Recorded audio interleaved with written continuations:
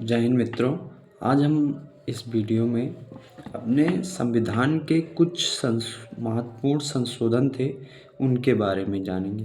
तो इसमें मैं क्या कर रहा हूँ, जो ये वीडियो बना रहा हूँ ना, इसमें ना कई लोगों के फ़ायदे कई फ़ायदे हैं। जैसे कि हमारे भी फ़ायदे हो जाएंगे और जो अगला आदमी देखता है उसका भी फ़ायदा हो जाएगा। तो इसमें मैंने क्या किया, जो जैसे कि आज जो मैंने दिन भर का पढ़ा है उसे मैं रिवीजन करने जा रहा हूँ। तब रिवीजन करने समय मैं ये वीडियो नोट बना रहा हूँ। ठीक, अब ये वीडियो मैं यूट्यूब पर अपलोड कर दूँगा, जिससे कि अगर वीडियो बना रहा हूँ तो मुझे भी कुछ ना कुछ तो याद ही हो जाएगा इससे। और मान लो कि आप में से किसी को ज़रूरत पड़ती है तो आप लोग भी देख सकते हैं।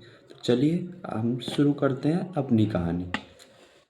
तो पहला था, हम इसमें कुछ हैं जो कि महत्वपूर्ण है, उन्हीं के बारे में बात करेंगे। जैसे पहला था 7वां संविधान संशोधन, जो कि 1956 में हुआ था। इसमें कई प्रावधान हुए थे और जो कि पहला प्रावधान था कि एक से अधिक राज्य का एक से अधिक राज्य का एक राज्यपाल हो सकता है।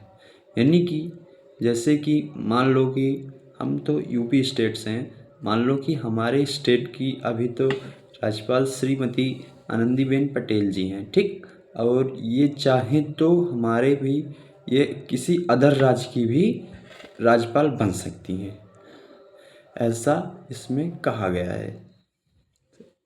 और फिर दूसरे नंबर पे था, यह भी प्रावधान किया गया कि लोकतंत्र की सीटों को 500 से बढ़ाकर 525 किया गया।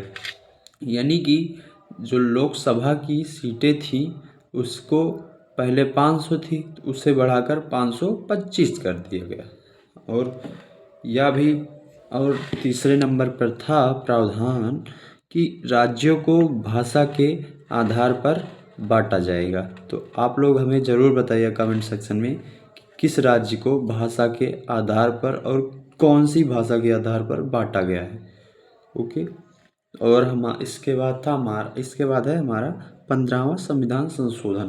तो 15वें संविधान संशोधन को 1963 में किया गया था, जिसमें ना इसमें कहा गया था कि उच्च न्यायालय के न्यायाधीशों की सेवानिवृत्ति आयु को 60 वर्ष से बढ़ाकर 62 वर्ष किया गया है और इनके अधिकार क्षेत्र को विस्तृत किया गया है। यानी कि इसके पहले 1963 के पहले जो हमारे न्यायाधीश हुआ करते थे उनकी एज थी रिटायर की 60, लेकिन इसे बढ़ाकर 62 कर दिया गया और उनके जो कुछ अधिकार वाले क्षेत्र थे उसे भी बढ़ा दिया गया। ठीक, अब इसके बाद है 21वां संविधान संशोधन, जो कि 1967 में हुआ था। ठीक, इसके द्वारा संविधान की 8वीं अनुसूची में सिंधी भाषा को जोड़ा गया। ठीक, मतलब कि 1967 में जब 21वां संविधान संशोधन हुआ तो भारत की 8वीं अनुसूची में, जिसमें भारत की भाषाओं के बातों के बारे में बात की गई है, तो उसमें हमारी सिंधी भाषा जोड़ी गई थी। और सिंधी भाषा किस राज्य में बोली जाती है ये भी बताइएगा। और इसके जुड़ने के बाद यह भारत की 15वीं संविधान की भाषा बन गई थी। फिर इसके बाद है हमारा 42वां संविधान संशोधन। तो इसमें क्या था, इसके द्वारा संविधान की 8वीं अनुसूची में सिंधी भाषा सॉरी हम तो 21वां फिर पढ़ने लगे। 42वां संविधान संशोधन यह हुआ था हमारा 1976 में, जब हमारी इंदिरा गांधी प्राइम मिनिस्टर थी। तो इसमें क्या हुआ था, और हाँ, इसे ना हमारा लघु संविधान भी कहते हैं। इसमें बहुत सारे बदलाव हुए थे इस वाले संशोधन में बहुत सारे संशोधन किए गए थे। तो इसमें पहला क्या था कि इसमें भाग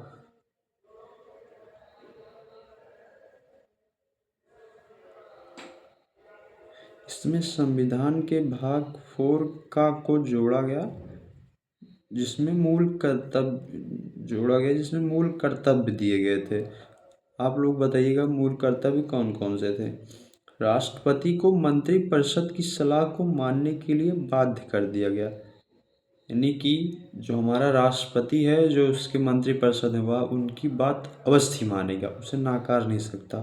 और इसमें एक और था कि प्रस्तावना में, भाई ये इसे जरूर याद रखना। प्रस्तावना में संशोधन किया गया और 3 शब्द जोड़े गए, जो कि हैं अखंडता, समाजवादी और पंथ निरपेक्ष। अखंडता, समाजवादी और पंथ निरपेक्ष। अखंडता मतलब हमारे भारत यानी कि पूरा एक अखंड है, इसके ना कोई टुकड़े हो सकते हैं, कुछ नहीं हो सकता है, हमारा भारत पूरा अखंड है। और समाजवादी यानी कि ये हमारे समाज और उसके लोगों से मिलकर बना है। और पंथ निरपेक्ष, पंथ निरपेक्ष मतलब ये किसी एक पंथ पर या किसी एक से रिलेट नहीं हो सकता, ये ना सबके लिए एक समान है।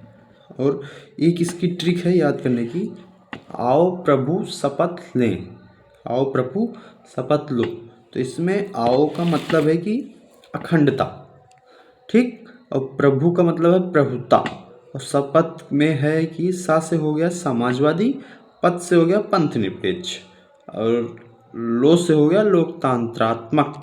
आओ प्रभु शपथ लो। आओ से अखंडता, प्रभु से प्रभुता, शपथ से सा से हो गया समाजवादी, पद से हो गया पंथ निरपेक्ष, लो से हो गया लोकतंत्रात्मक। और बस आज के लिए इतना ही, फिर मिलते हैं नेक्स्ट वीडियो में।